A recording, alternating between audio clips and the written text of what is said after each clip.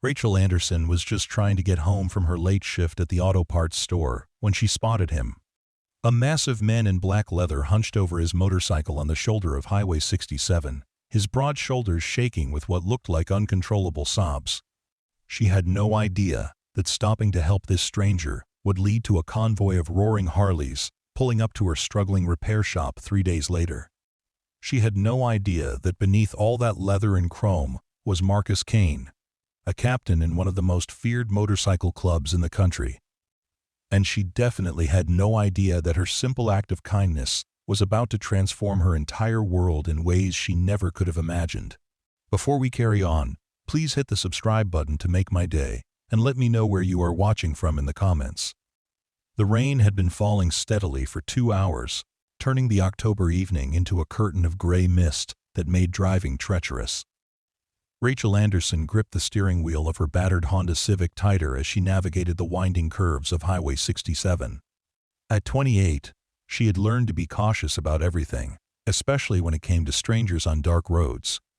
Her small auto repair shop in Cedar Falls barely kept her afloat financially, and she couldn't afford any complications in her carefully structured life. The headlight beam cut through the darkness ahead, revealing the silhouette of a man and motorcycle on the shoulder. As she drew closer, Rachel could make out more details. The bike was enormous, a black Harley-Davidson that gleamed even in the rain. The man sitting beside it was equally imposing, probably 6 feet 4 inches, with shoulders that stretched his leather jacket to its limits. But it was his posture that made Rachel slow down and eventually pull over about 20 feet behind him. He was crying. This mountain of a man, with his long dark hair plastered to his head by the rain, was sobbing like his heart was breaking into 1,000 pieces. His massive hands covered his face, and his whole body shook with each ragged breath. Something about the raw vulnerability of the moment struck Rachel deeply. She had been that broken before, and she remembered how desperately she had needed someone, anyone, to show her a moment of human compassion. Rachel sat in her car for several minutes, debating whether to approach. Every rational part of her mind screamed warnings about the dangers of approaching strange men on isolated roads, especially men who looked like they could snap her in half without effort. But her heart overruled her head, as it often did. She grabbed the emergency blanket from her trunk and approached cautiously. "Excuse me," she called out softly, staying several feet away. "Are you all right? Do you need help?" The man looked up, and Rachel was struck by 2 things immediately. First, his eyes were the deepest shade of blue she had ever seen, like the ocean during a storm. Second, despite his intimidating size and the obvious tears on his cheeks, there was no menace in his expression, only profound sadness and surprise at her presence. "I'm sorry," he said, his voice rough and deep. "I didn't mean to bother anyone, just having a rough night." He wiped his face with the back of his hand, trying to compose himself, but fresh tears continued to fall. "You're soaked to the bone," Rachel observed, extending the blanket toward him. "Here, take this. What happened to your bike?" The man, who would later introduce himself simply as Marcus, accepted the blanket gratefully. "She just died on me," he said, patting the motorcycle's fuel tank with surprising gentleness. "Been riding her for 15 years, and tonight she just gave up the ghost. Probably the alternator, maybe the battery. Hell, could be anything at this point." Rachel knelt down beside the bike, ignoring the rain soaking through her work jeans.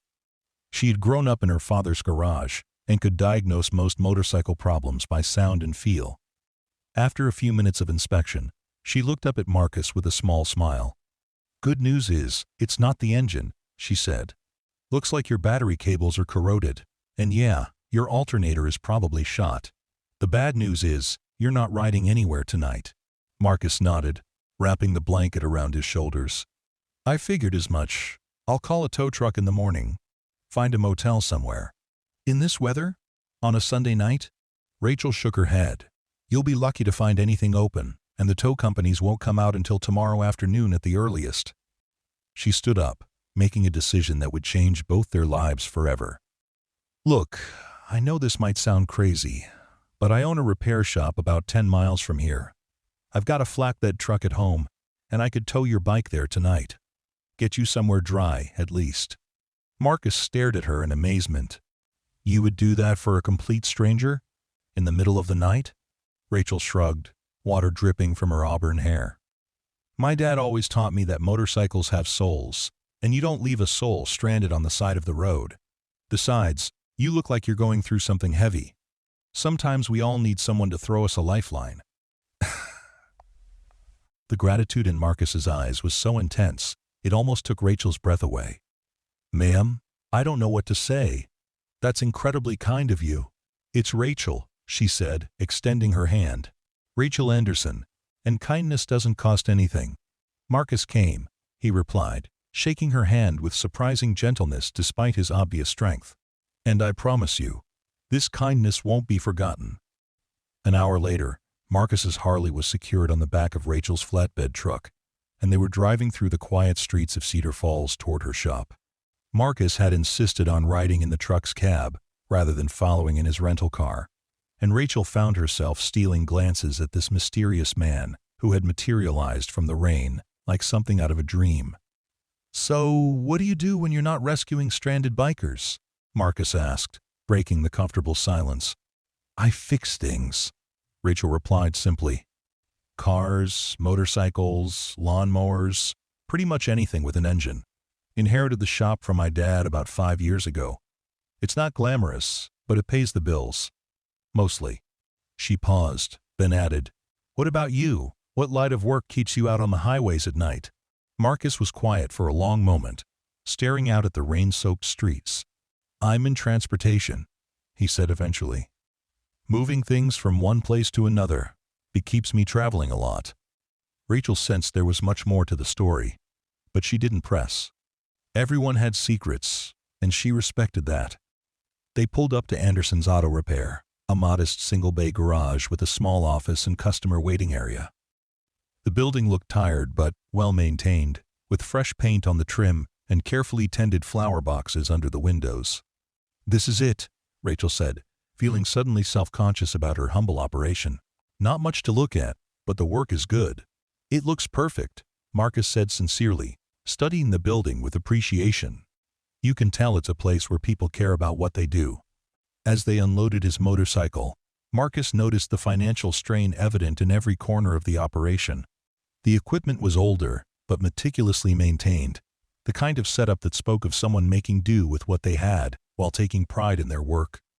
The office had a stack of overdue notices partially hidden behind a coffee mug, and several pieces of diagnostic equipment that looked like they were held together with determination and prayer. You know, Rachel said as they wheeled the Harley into the garage, I could probably have this running by tomorrow evening if you're not in a hurry. The parts aren't expensive, just time-consuming to install properly. Marcus nodded, but his attention was caught by something else entirely. On a workbench in the corner sat a framed photograph of Rachel with an older man who shared her green eyes and stubborn chin. They were both covered in grease and grinning widely, standing next to a restored 1967 Mustang. Your father? Marcus asked, gesturing toward the photo.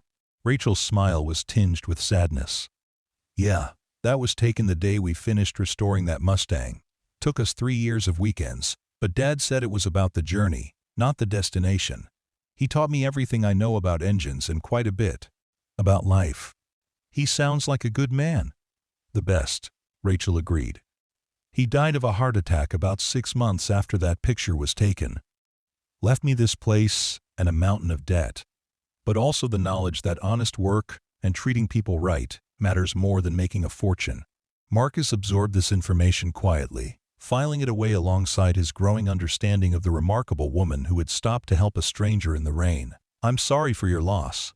It sounds like his lessons stuck. Rachel busied herself making coffee in the small office kitchen, grateful for something to do with her hands. So what had you so upset out there tonight, if you don't mind my asking? Marcus sat heavily in one of the mismatched chairs, suddenly looking every one of his 42 years. Today marks 5 years since I lost my daughter, he said quietly. Car accident. She was only 17, had her whole life ahead of her. Every year on this date, I ride out to where it happened. And every year it hits me like a freight train all over again. Rachel set down her coffee mug, her heart breaking for this man's pain. What was her name? Emma, Marcus said, his voice thick with emotion. Emma Rose Kane. She was going to study veterinary medicine, wanted to save every stray animal in the world. She had your kind of heart, always helping everyone who needed it. The two sat in comfortable silence for several minutes, sharing the kind of quiet understanding that comes when two people recognize similar wounds in each other. Rachel had lost her father, Marcus had lost his daughter, and both understood the particular loneliness that comes with losing the person you love most in the world. She would have liked you, Marcus said eventually. Emma always said the world needed more people who stopped to help when they didn't have to. I wish I could have met her, Rachel replied sincerely. She sounds like she was pretty special. She was. She absolutely was. As the night wore on, Rachel found herself opening up to this stranger in ways she hadn't with anyone in years. She told him about the struggles of keeping the shop afloat, about the loneliness of running a business in a small town where everyone knew everyone else's problems, about her dreams of expanding into custom motorcycle restoration, but lacking the capital to make it happen. Marcus listened intently, asking thoughtful questions and offering genuine empathy. Despite his intimidating appearance, Rachel found him to be one of the most thoughtful and intelligent people she had ever met. He spoke with the careful precision of someone who chose his words deliberately, and his questions revealed a sharp understanding of both business and human nature. You know, he said as the clock approached midnight, I've been thinking about what you said earlier, about motorcycles having souls. Emma used to say the same thing about animals. She believed everything deserved respect and care, regardless of how tough or scary it looked on the outside. Smart girl, Rachel said. Sometimes the toughest exteriors hide the most tender hearts. Marcus smiled, the first genuine smile she had seen from him all evening. You sound like you know something about that. Maybe a little, Rachel admitted. I've learned that most people are fighting battles you can't see. The least we can do is be kind to each other along the way. By the time Marcus finally called a taxi to take him to a nearby motel, both he and Rachel felt like they had known each other far longer than one rainy evening. As he prepared to leave, Marcus pulled out his wallet and tried to offer Rachel money for her time and trouble. Absolutely not, Rachel said firmly, pushing his hand away. You don't pay someone back for being decent. That's just what people should do for each other. Marcus looked at her for a long moment, as if memorizing her face. Rachel Anderson, you are a remarkable woman. I hope you know that. I'm just someone who knows what it's like to need help and not always find it, she replied. Get some rest, Marcus. Come by tomorrow evening and your bike will be ready to ride. After Marcus left, Rachel stayed in the shop for another hour, thinking about the unexpected encounter. There had been something almost otherworldly about the entire experience. As if the universe had conspired to put her in that exact spot, at that exact moment, when a fellow human being needed compassion most desperately. The next morning, Rachel threw herself into repairing Marcus's motorcycle with unusual enthusiasm. The bike was a work of art, customized with evident love and attention to detail. Every chrome surface was polished to mirror brightness, and the engine modifications showed the hand of someone who understood performance as well as aesthetics. As she worked, Rachel found herself wondering more about the mysterious man who rode such a beautiful machine. Alternator was indeed shot, and the battery cables needed complete replacement, but the engine itself was in remarkable condition for a bike with over 100,000 miles on the odometer. Someone had taken exceptional care of this machine, treating it with the kind of respect that Rachel believed all vehicles deserved. Around noon, her neighbor Mrs. Patterson stopped by with her usual Tuesday delivery of fresh-baked cookies and local gossip. Mrs. Patterson was 73 years old and had appointed herself the unofficial information network for Cedar Falls. Working on anything interesting today, dear? Mrs. Patterson asked, settling into her favorite chair in the office with a cup of Rachel's coffee. Just a Harley that broke down last night, Rachel replied, not mentioning the circumstances of how she acquired the Job. Beautiful bike, though. Whoever owns it really knows how to maintain machinery. A Harley, you say? Mrs. Patterson's eyebrows rose with interest. Don't see many of those around here. Most folks stick to practical vehicles. Motorcycles make people nervous, especially the big ones. Too much association with rough characters, if you know what I mean. Rachel frowned, wiping her hands on a shop rag. The motorcycle doesn't make someone a rough character any more than owning a pickup truck makes you a farmer. People are more complex than what they drive. Of course, dear. You're absolutely right, Mrs. Patterson said quickly, recognizing she had touched a nerve. I just meant that some people make assumptions. Not me, of course. I judge people by their actions, not their appearances. The conversation moved on to other topics, but Mrs. Patterson's comments stayed with Rachel throughout the afternoon. She had always believed that prejudice was usually rooted in fear of the unknown, and she suspected that Marcus faced more than his fair share of unfair assumptions based on his size and choice of transportation. By late afternoon, the motorcycle was purring like a contented cat. Rachel had gone beyond the basic repairs, taking the time to tune the engine and adjust the carburetor for optimal performance.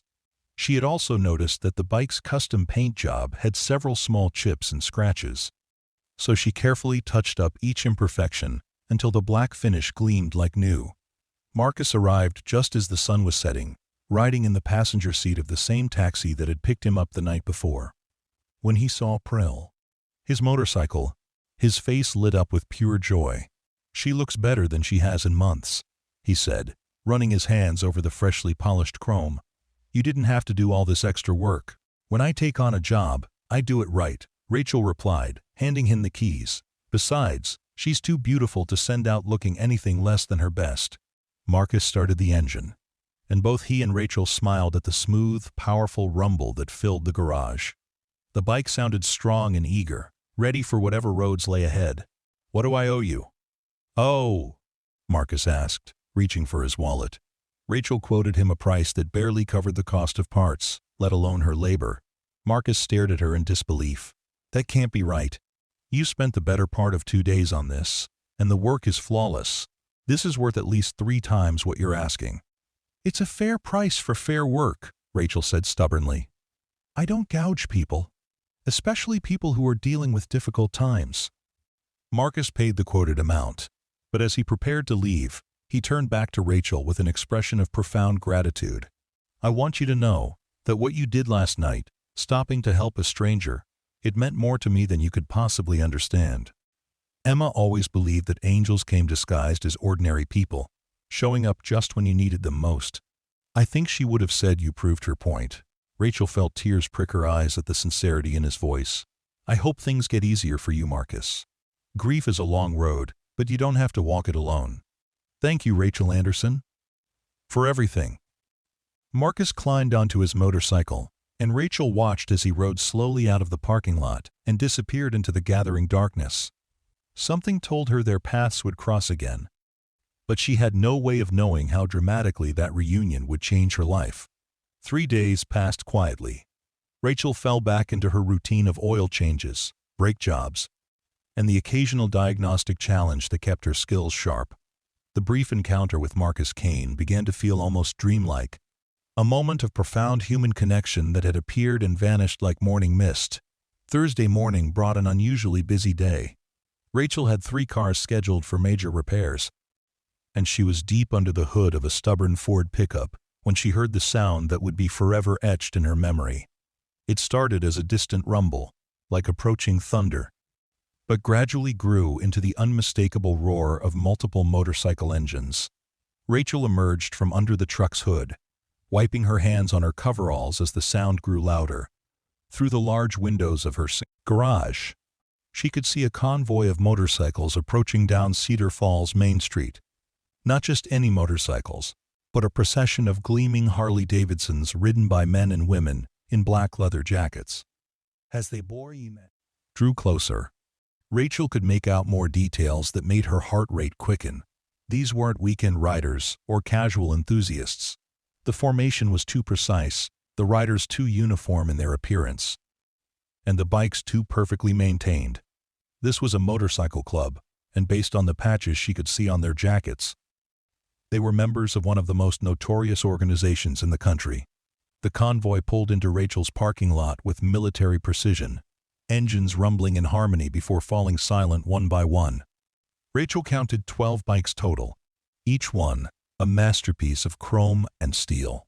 The riders dismounted with practiced efficiency, and that's when Rachel saw him. Marcus Kane stood among them, but he looked different now. Gone was the vulnerable, heartbroken man she had comforted 3 nights ago. In his place stood someone who radiated authority and command. His leather jacket bore patches that Rachel recognized from news reports and police bulletins. The distinctive winged skull that marked him as a member of the Hells Angels motorcycle club. But more than that, the deference shown to him by the other riders made it clear that he held significant rank within the organization. Rachel's first instinct was fear. Every news story, every movie, every urban legend about motorcycle clubs flashed through her mind in rapid succession. These were people who lived outside the law, who settled disputes with violence, who commanded respect through intimidation. What could they possibly want with her small, struggling repair shop? Marcus approached her slowly, his hands visible and his expression carefully neutral. Behind him, the other club members remained by their bikes, watchful but not threatening. "Hello, Rachel," he said quietly. "I hope you don't mind us dropping by." "Marcus," she replied, her voice steadier than she felt. "This is unexpected." "I imagine it is. I wasn't entirely honest with you the other night about what I do for a living." Rachel glanced at the patches on his jacket, recognizing the distinctive insignia that marked him as a captain in the organization. "I can see that. Transportation, you said." "That wasn't a lie," Marcus said with a slight smile. "I do move things from one place to another. I just didn't mention that I do it with 11 of my closest friends." The tension in the air was thick enough to cut with a knife. Rachel was acutely aware of how isolated her shop was, how few people were around to witness whatever was about to happen. But as she looked into Marcus's eyes, she saw the same gentleness that had struck her during their first meeting.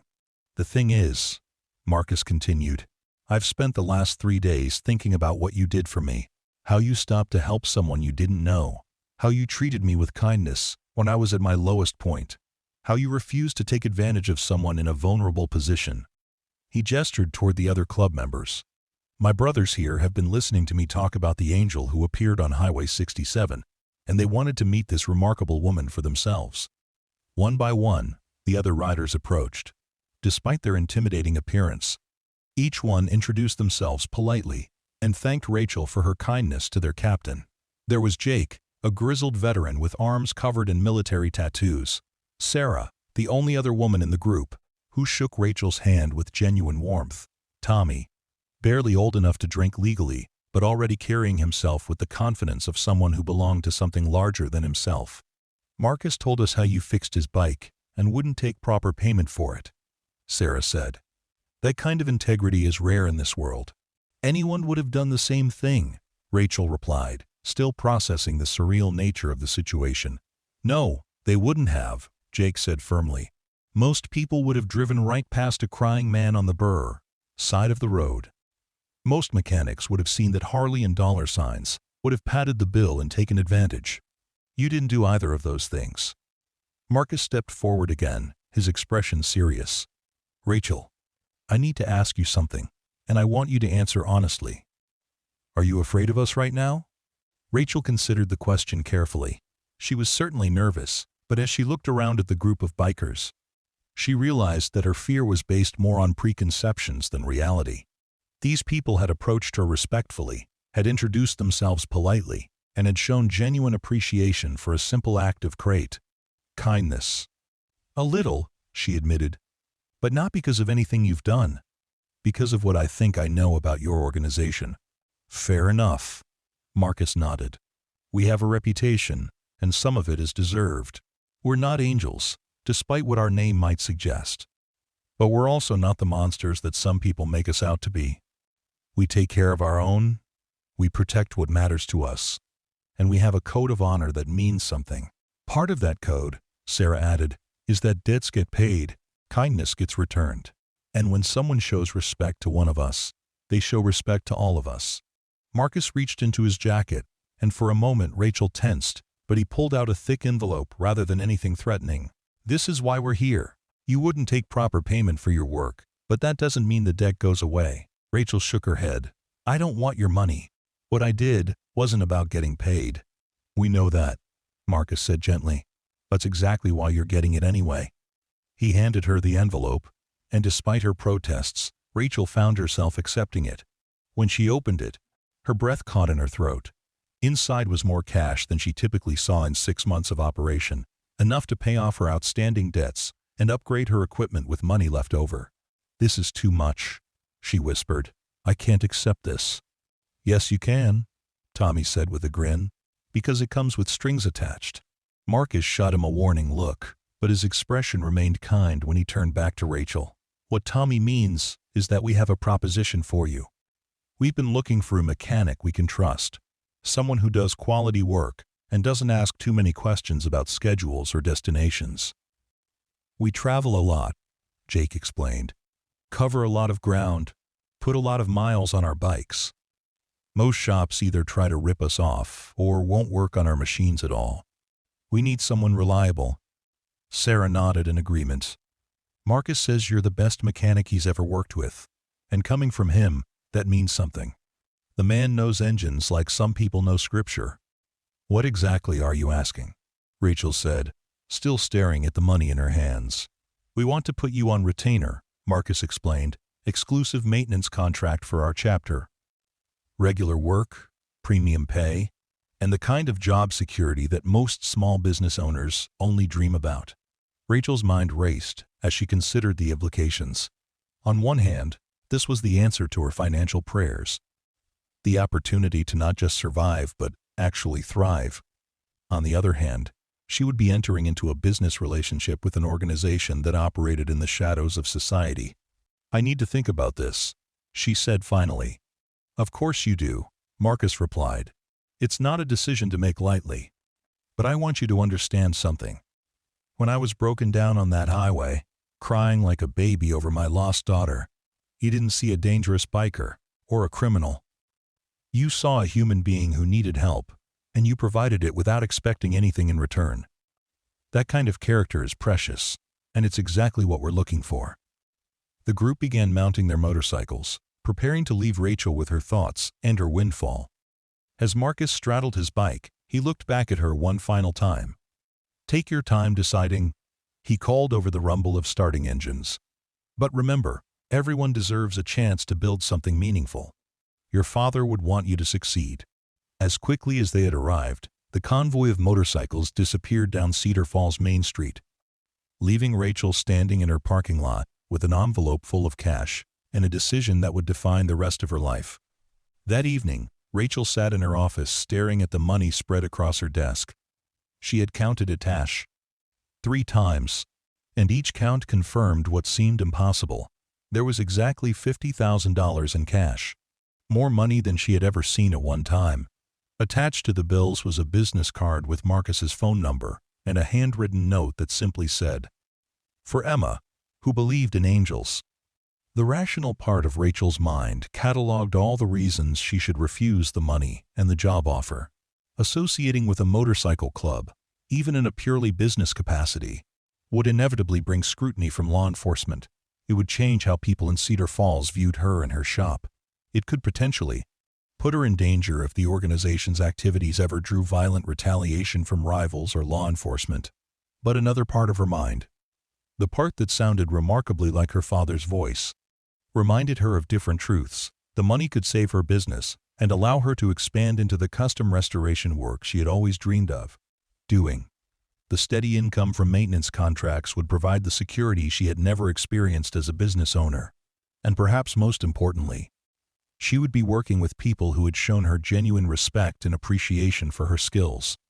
Rachel walked over to the photograph of her and her father, studying his face as if he could provide guidance from beyond the grave. "What would you do, Dad?" she asked the empty room. "Would you take a chance on people everyone else is afraid of?" She remembered her father's philosophy about judging people by their actions rather than their appearances, about treating everyone with dignity regardless of their background.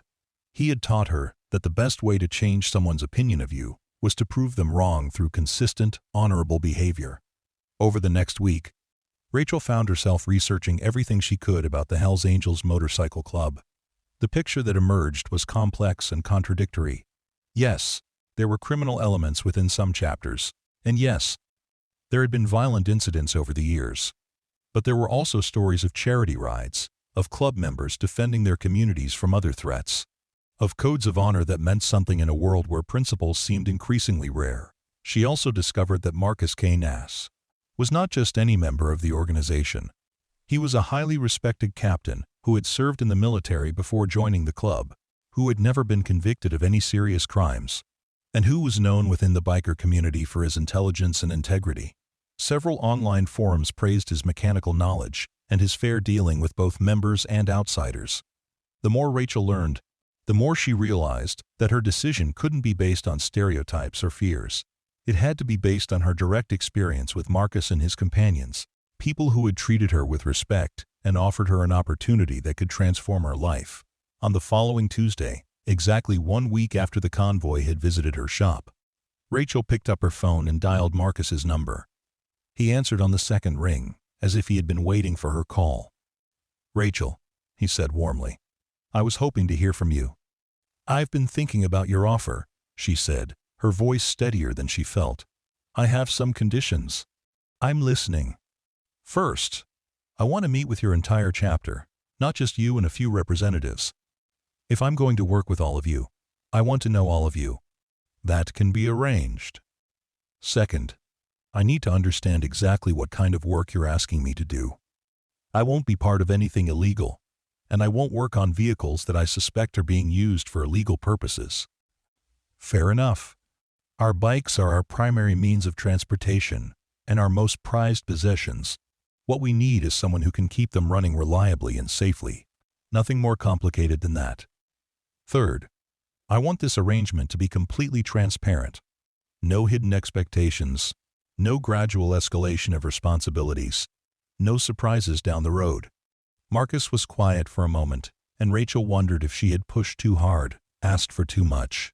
Finally, he spoke. "Rachel, the fact that you're asking these questions, setting these boundaries, it tells me everything I need to know about your character.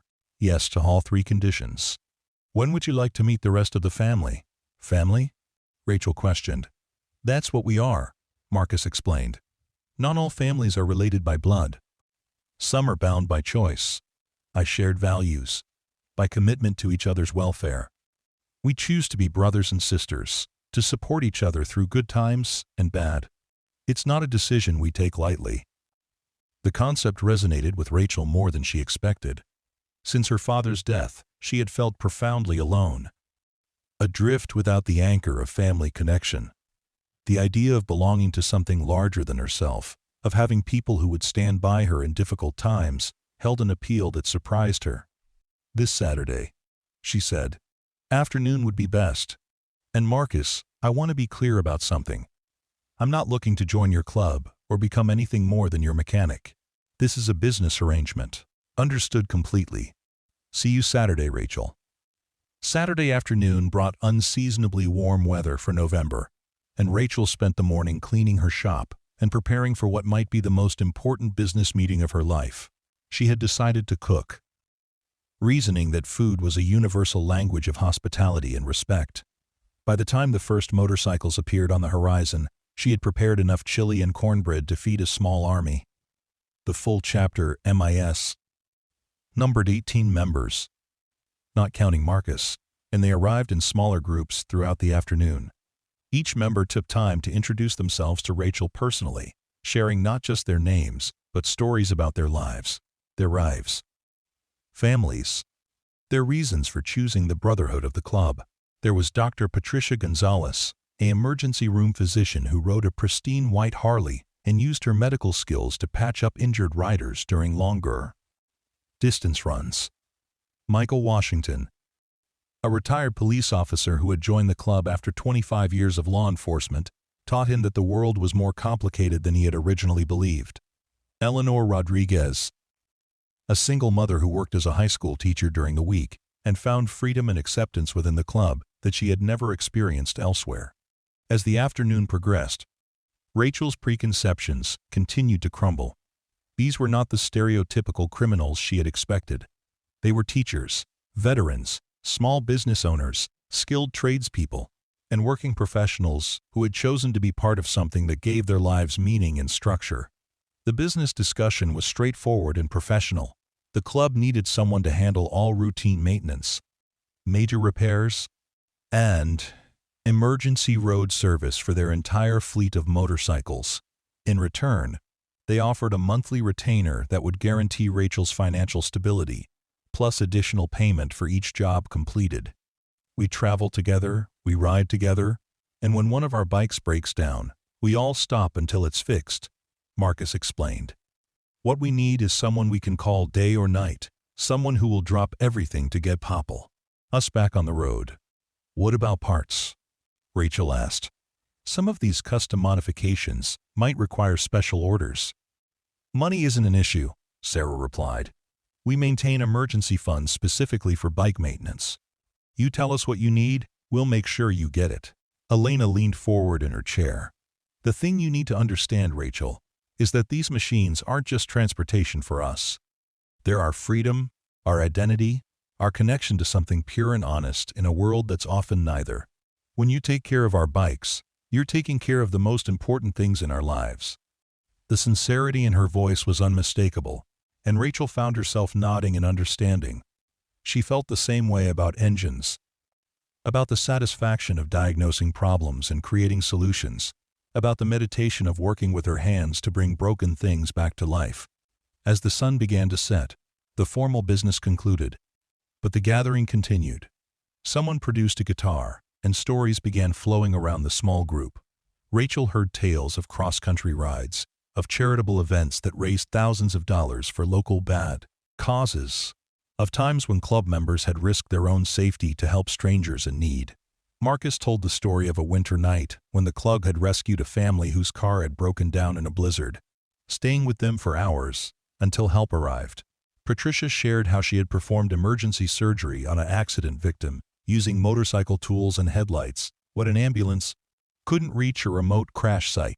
These were not the stories Rachel had expected to hear about outlaw bikers. These were stories of people who had chosen to live by a code that valued loyalty, courage, and taking care of those who needed help. As the last members prepared to leave, Marcus approached Rachel with a formal contract outlining their agreement. She read through it carefully, noting that every condition she had requested was explicitly spelled out in the legal language. "There's one more thing," Marcus said as she finished reading. "Every few months, we take extended rides together. Sometimes it's just for pleasure. Sometimes it's for charity events or memorial runs. We'd want you to follow in a support vehicle, kind of like a mobile repair shop. Would that be something you'd be comfortable with?" Rachel considered this carefully. The idea of traveling with the group, of being truly integrated into their operations, felt like a significant step beyond simple mechanical services. But it also represented an adventure she had never imagined for herself, a chance to see parts of the country she had only dreamed of visiting. "As long as the support vehicle is properly equipped, and I'm compensated for travel time, I think that could work," she said finally. Marcus smiled broadly and extended his hand. "Then welcome to the family, Rachel Burr Anderson. I have a feeling this is going to be the beginning of something really special." As they shook hands, Rachel felt a profound shift in her understanding of her own life. 6 months ago, she had been struggling to keep her father's shop afloat, wondering if she would have to sell the business and find employment working for someone else. Now, she was entering into a partnership with people who valued her skills and respected her integrity. People who offered not just financial security, but genuine friendship. The transformation of Rachel's business over the following months was nothing short of remarkable. The steady income from the motorcycle club allowed her to pay off all her outstanding debts and invest in new diagnostic equipment that made her more efficient and capable. She hired her first employee, a young woman named Lisa Chen, who had recently graduated from automotive technology school and shared Rachel's passion for precision mechanical work. More importantly, the quality and complexity of the work kept Rachel's skills sharp and constantly growing. Each member of the club had customized their motorcycle in unique ways, creating individual challenges that required creative problem-solving and deep mechanical knowledge. She found herself learning about high-performance engines, custom fabrication techniques, and electrical systems that pushed the boundaries of what she had thought possible. The first major test of their partnership came in February, when the club planned a memorial ride to honor fallen members from chapters across the region. The route would cover over 800 miles in 3 days. Traveling through mountain terrain and potentially harsh winter weather, Rachel would follow in a specially equipped van, carrying spare parts, tools, and emergency equipment for any roadside repairs that might be needed. The night before departure, Rachel felt a familiar mixture of excitement and nervousness. She had traveled very little in her life, rarely venturing more than 50 miles from Cedar Falls. Now she was preparing to cross 3 states with a convoy of motorcycles, serving as their lifeline if mechanical problems arose. Marcus arrived at her shop early that morning to help load the support vehicle and review the route one final time. As they worked together, Rachel was struck by how comfortable their partnership had become. They communicated with the easy efficiency of people who understood each other's methods and shared the same standards of excellence. "Nervous?" he asked as they secured the last of the equipment. "A little," Rachel admitted. "This is bigger than anything I've ever done before." "Emma used to get nervous before big adventures too," Marcus said quietly. "But she always said that being nervous meant you were doing something that mattered, something that would help you grow into the person you were meant to be." The memorial ride exceeded every expectation Rachel had held. The mountain scenery was breathtaking. The camaraderie among the riders was genuine and deep, and her own contribution felt both valued and essential.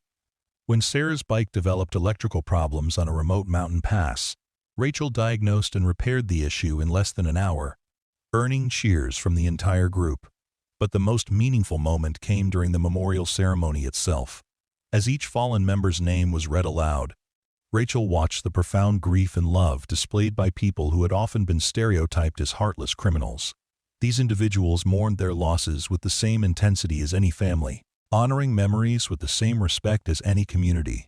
During Marcus's turn to speak, he talked about his daughter Emma and how her belief in everyday angels had been validated by a woman who stopped to help a crying stranger on a dark highway.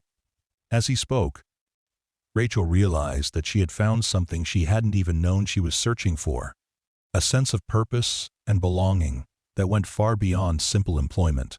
The success of the memorial ride led to additional opportunities. Word spread through the broader motorcycle community about Rachel's skills and reliability, bringing custom work from individual riders and other clubs. Her reputation grew steadily, built on a foundation of excellent work, fair pricing, and absolute discretion about her clients' personal lives. By summer, Rachel had hired 2 additional employees and expanded into a second building next to her original shop. The custom restoration work she had always dreamed of doing became a significant part of her business. With waiting lists that stretched months into the future, she had achieved the financial success that had seemed impossible just a year earlier. More importantly, she had found a community of people who understood her values and shared her commitment to excellence. The club members became not just clients but genuine friends, people who celebrated her successes and supported her during difficult times. The anniversary of Emma's death in October brought another test of the bonds Rachel had formed with Marcus and his family. This year, instead of riding alone to the accident site, Marcus asked Rachel to accompany him in her support vehicle. Together, they made the pilgrimage to the mountain curve where a 17-year-old girl's life had ended too soon. At the roadside memorial that other bikers had maintained over the years, Marcus and Rachel stood in comfortable silence as he placed fresh flowers among the tokens left by previous visitors. This time, there were no tears, only a peaceful acceptance of loss and gratitude for the connections that had grown from tragedy. "She would have loved seeing what you've built," Marcus said as they prepared to leave. "A business based on helping people, treating everyone with respect, proving that character matters more than appearances. That's exactly the kind of world she wanted to live in." Rachel squeezed his shoulder gently. "I think she did help build it. If you hadn't been on that highway that night, if I hadn't stopped to help, none of this would have happened. Maybe she's still looking out for both of us." As they drove back towards Cedar Falls, Rachel reflected on the extraordinary journey that had begun with a simple act of kindness toward a crying stranger. She had learned that families could be chosen rather than inherited, that respect was earned through actions rather than granted through appearances. And that sometimes the most meaningful opportunities came disguised as the most frightening challenges. The sound of motorcycle engines announced their return to town, and Rachel smiled as she recognized the distinctive rumble of Marcus's Harley, leading a small group of riders back to her shop. These were her people now, her chosen family, the community she had helped build through countless small acts of service and respect. Her father had taught her that fixing broken things was about more than just mechanical skill. It was about understanding that everything deserved a chance to work properly, to fulfill its intended purpose. As she pulled into the parking lot of Anderson's Auto Repair, now expanded and thriving beyond her wildest dreams, Rachel realized that she had been fixing more than just engines all along. She had been building bridges between different worlds, proving that kindness transcended stereotypes, and demonstrating that sometimes the most unlikely partnerships could create something beautiful and lasting. The crying man on the highway had needed help with his motorcycle, but Rachel had given him something much more valuable, proof that compassion still existed in the world. In return, he had given her a community, a thriving business, and the knowledge that taking risks on people, even when everyone else was afraid, could lead to rewards beyond imagination. As Marcus often said, Emma had believed in everyday angels, and sometimes angels came disguised as broken-down bikers on dark highways, waiting for someone brave enough to stop and lend a helping hand. The story that began with tears on a rainy October evening had become a testament to the power of human decency, the importance of looking beyond appearances, and the extraordinary things that could happen when someone chose kindness over caution. Rachel Anderson had helped a crying biker without knowing he was a Hells Angels captain, and in doing so, she had discovered that the most meaningful transformations often began with the simplest acts of human compassion. Years later, when people asked Rachel about the secret to her success, she would always return to the same fundamental truth her father had taught her. Treat people with dignity, do excellent work, and never underestimate the power of stopping to help someone in need.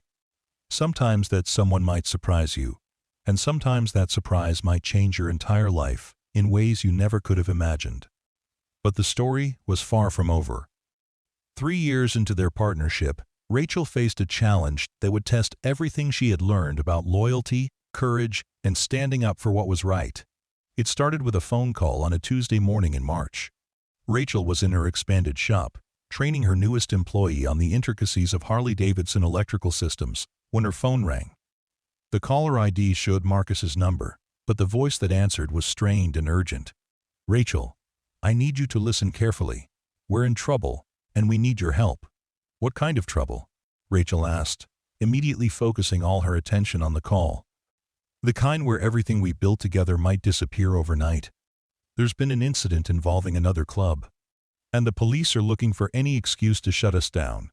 They're going through all our business relationships with a microscope, trying to find something, anything, they can use against us." End quote. Rachel felt her stomach drop.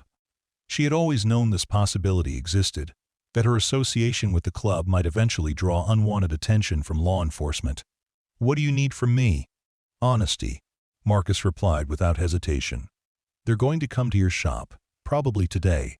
They're going to ask questions about our arrangement, about payments, about services. All I'm asking is that you tell them the truth, nothing more, nothing less." "Marcus, you know I will. But what exactly happened?" Marcus was quiet for a long moment before answering. "There was a confrontation with a rival club last weekend. Nobody from our chapter was involved directly, but we were in the area. Now everyone's under scrutiny. The police are convinced we're all criminals, and they're determined to prove it." 2 hours later, Rachel watched through her office window as 3 unmarked police cars pulled into her parking lot. Detective Sarah Williams led the group, a sharp-eyed woman in her 40s who had clearly done her homework before arriving. Behind her came 2 younger detectives, and a man Rachel didn't recognize, but whose bearing screamed federal law enforcement. "Ms. Anderson, I'm Detective Williams with the State Police. We'd like to ask you some questions about your business relationship with the Hells Angels Motorcycle Club." Rachel had spent the intervening time preparing for this moment, reviewing every contract and transaction from the past 3 years. Her books were immaculate, her business practices completely legal, and her conscience was clear. "Of course, Detective. How can I help you?" The questions came quickly and methodically. How had she met the club? What services did she provide? How much money had she received? Had she ever been asked to do anything illegal? Had she ever suspected illegal activity? Had she ever been pressured or threatened? Rachel answered each question truthfully and completely, providing documentation when requested and explaining the evolution of her business relationship with the club. She described her first meeting with Marcus, the growth of their professional partnership, and the positive impact the relationship had had on her business and her life. "Ms. Anderson," the federal agent interjected after an hour of questioning, "are you aware that you're doing business with a known criminal organization?" Rachel looked him straight in the eye. "I'm aware that I'm doing business with a motorcycle club that has a reputation that may or may not be deserved. What I know for certain is that every member I've worked with has treated me with respect, paid me fairly, and never asked me to do anything illegal or unethical." End quote. "But surely you must understand the nature of their activities," Detective Williams pressed. "These aren't ordinary motorcycle enthusiasts." "What I understand," Rachel replied firmly, "is that I judge people by their actions toward me, not by assumptions or stereotypes. The Hells Angels have been model clients. They pay their bills on time, they treat my employees with courtesy, and they've helped me build a successful business that employs 6 people and contributes to this community." The questions continued for another hour, but Rachel's story never wavered because it was simply the truth. She had provided mechanical services in exchange for payment. She had traveled with the group as their support mechanic. She had developed friendships with people who happened to belong to a motorcycle club.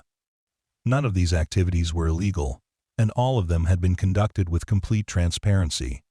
As the investigators prepared to leave, Detective Williams turned back to Rachel with what might have been grudging respect. "Ms. Anderson, I want you to understand something. These people you consider friends. They live in a world where violence is commonplace, where loyalty is enforced through intimidation, where the law is something to be worked around rather than respected." End quote. "Detective," Rachel replied calmly, "with all due respect, I don't know what world you think they live in, but the world I've experienced with them is one where loyalty is earned through consistent behavior, where respect is mutual, and where people take care of each other through difficult times. Maybe the problem isn't their reputation. Maybe the problem is that we're all too willing to believe the worst about people we don't understand." After the police left, Rachel sat in her office feeling emotionally drained, but oddly proud. She had stood up for people who had shown her nothing but kindness and professionalism. She had told the truth even when pressure was applied to find something, anything, that could be used against her friends. Marcus arrived an hour later, his expression grim but grateful. "How did it go?" he asked. "I told them the truth," Rachel replied simply. "That you're good people who happen to ride motorcycles and wear leather jackets." Marcus sat heavily in one of her office chairs, suddenly looking older than his 45 years. "Rachel, I need you to understand something. This investigation, this scrutiny, it's not going away anytime soon. Your association with us is going to continue bringing unwanted attention. If you want to end our business relationship, I'll understand completely. No hard feelings, no consequences." Rachel studied his face, seeing the genuine concern there, the worry that his problems might damage her business and her reputation. It was exactly the kind of selfless thinking that had characterized their entire relationship. "Marcus, do you remember what you told me the first night we met about Emma believing that angels come disguised as ordinary people?" "Of course." "Well, maybe the reverse is also true. Maybe good people sometimes come disguised as something that looks dangerous. Maybe the real test of character is whether you stand by people when it's difficult, not just when it's easy." Marcus's expression brightened with something that looked like hope. "Are you saying what I think you're saying?" "I'm saying that our business relationship continues exactly as it has. You're the best clients I've ever had, and I'm not about to let fear or outside pressure change that." The investigation continued for 6 months, with periodic visits from law enforcement and constant scrutiny of Rachel's business practices. Through it all, she maintained her position with quiet dignity, always cooperative but never apologetic for her association with the motorcycle club. The breakthrough came when Detective Williams called Rachel's shop on a sweltering day in August. "Ms. Anderson, This is Detective Williams. I wanted to let you know that we're closing our investigation into your business activities. I see, Rachel replied carefully. Did you find what you were looking for? We found exactly what you told us we'd find. A legitimate business providing legal services to clients who pay their bills and follow the law. Your records are cleaner than most Fortune 500 companies. There was a pause before the detective continued. Ms. Anderson, I owe you an apology. When we started this investigation, I was convinced we'd find evidence of money laundering, illegal activities, something that would justify our suspicions. Instead, we found the woman running an honest business and treating all her customers with equal respect. Detective, I appreciate that. But I hope you'll also consider that maybe your suspicions about my clients were equally unfounded.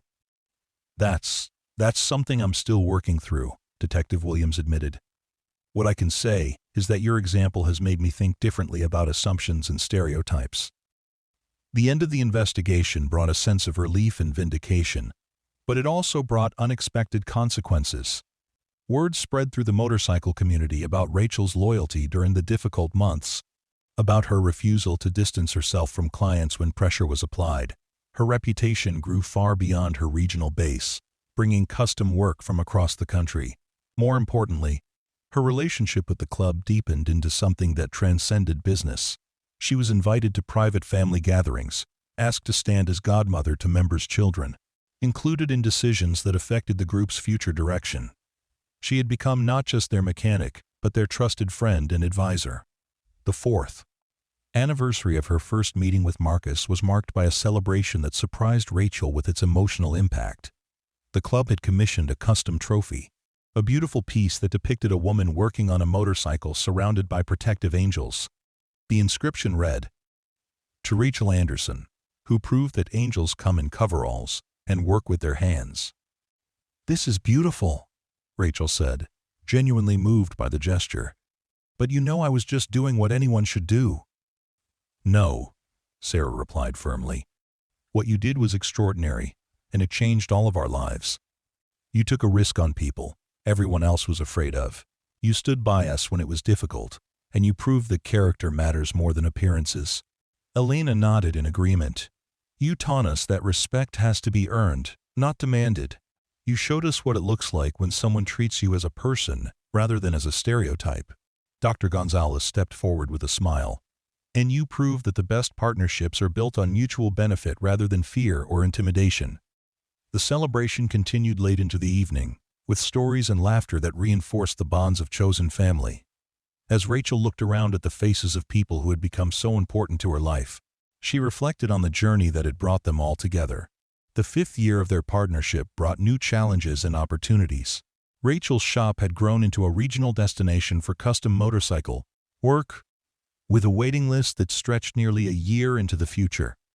She had established scholarship programs for young people interested in automotive technology, partnering with local community colleges to provide hands-on training opportunities. The Hells Angels chapter had also evolved, taking on more community service projects and working to improve their relationship with local law enforcement. Marcus often credited Rachel's example with inspiring the group to focus more on positive contributions to society. "You showed us that the best way to change people's opinions is through consistent actions," he explained during one of their regular coffee conversations. "If we want respect, we have to earn it through behavior, not demand it through reputation." The transformation was gradual, but unmistakable. The club organized charity rides that raised hundreds of thousands of dollars for local causes. They provided security for community events.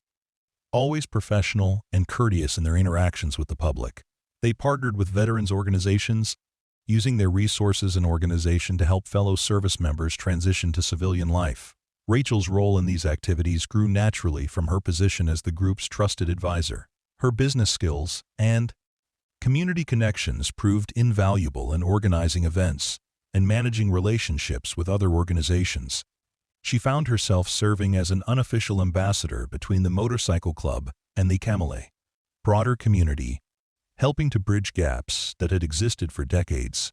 The impact on Cedar Falls was profound. What had once been a struggling small town began to thrive as Motorcycle enthusiasts from across the country came to visit Rachel's shop and participate in the club's events. Local businesses benefited from the increased tourism, and the community gradually learned to see the motorcycle club as neighbors rather than threats. Mrs. Patterson, Rachel's elderly neighbor who had once expressed concern about motorcycles and their riders, became one of the most vocal supporters of the club's community service efforts. "I was wrong about them," she admitted to Rachel during one of their regular Tuesday visits. "I let fear and prejudice cloud my judgment. These people have done more for our town than most of the organizations that have been here for decades." The transformation wasn't limited to external perceptions. Rachel found that her own worldview had expanded in ways she couldn't have imagined. Her association with the club had exposed her to perspectives and experiences far outside her previous comfort zone. She had learned about military service, about the bonds forged through shared danger, about codes of honor that existed parallel to but separate from conventional society. She had also learned about resilience, about how people could overcome traumatic experiences and build meaningful lives despite significant challenges. Many club members were veterans dealing with PTSD, individuals who had found healing and purpose through their connection to the motorcycle community. Others were people who had made mistakes earlier in life, but were committed to building something better for themselves and their families. The 6th anniversary of Rachel's first meeting with Marcus brought an unexpected announcement. Marcus approached her during the annual celebration with news that would change their relationship once again. "Rachel, I've been offered a position with a national organization," he said. "It would mean relocating to California, taking on responsibilities for multiple chapters across the western states." Rachel felt a mix of pride and sadness at the news. She was proud that Marcus's leadership abilities had been recognized at the highest levels of the organization, but sad at the prospect of losing her closest friend and mentor. "That's an incredible opportunity, Marcus. You've earned it through everything you've accomplished here. The thing is, they want me to bring my support team. They're offering you a position as the national organization's chief mechanical consultant. You'd oversee maintenance operations for dozens of chapters, establish standards and procedures, train other mechanics in best practices." Rachel stared at him in amazement. "They want me to work for the national organization? They want you to help transform how the entire organization approaches mechanical services. What we've built here, the professionalism, the community relationships, the business practices, they want to replicate that across the country." And the offer represented everything Rachel had worked toward, validation of her skills and approach at the highest level possible. It would mean leaving Cedar Falls, but it would also mean taking her message of respect and professionalism to a much larger audience. "I need time to think about this," Rachel said. "Of course, but Rachel, I want you to know that whatever you decide, you'll always be family. What we've built here, the relationships, the trust, the mutual respect, that doesn't change regardless of geography or job titles." Over the following weeks, Rachel wrestled with the decision. Accepting the position would mean leaving behind the community she had grown to love, the shop that represented her father's legacy, the life she had built through years of hard work and dedication. But it would also mean taking everything she had learned about bridging differences, building trust, and creating positive change to a national stage. It would mean helping other communities discover what Cedar Falls had learned, that fear and prejudice could be overcome through personal relationships and mutual respect. The decision came to her during a quiet moment in her shop, as she worked on a vintage Harley that reminded her of Marcus's bike from that first rainy night. She realized that her father's true legacy wasn't the physical building or even the business itself. His legacy was the principles he had taught her. Treat people with dignity, do excellent work, and never underestimate the power of helping someone in need. Those principles could travel anywhere, could transform any community, could build bridges in places where none had existed before. Rachel called Marcus that evening with her answer. "I'll take the position, but with conditions." "Name them."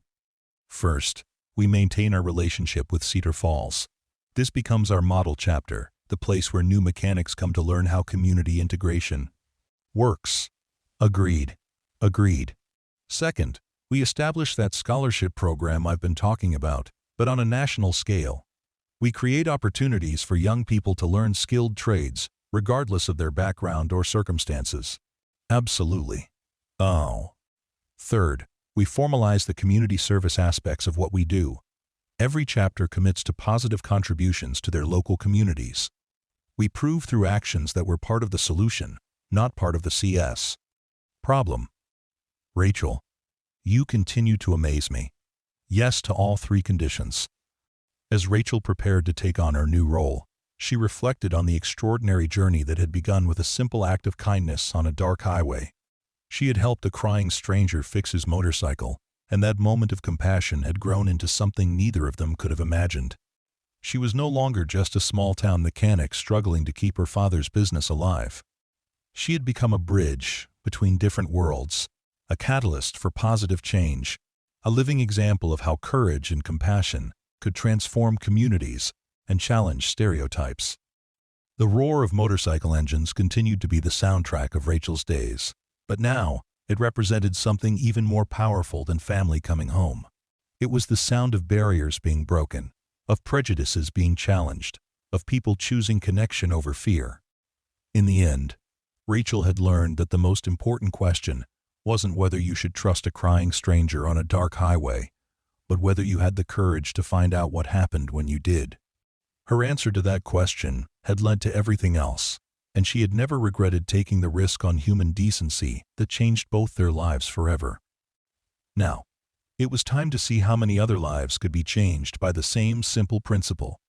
Everyone deserves a chance to be seen for who they really are, not what others assume them to be.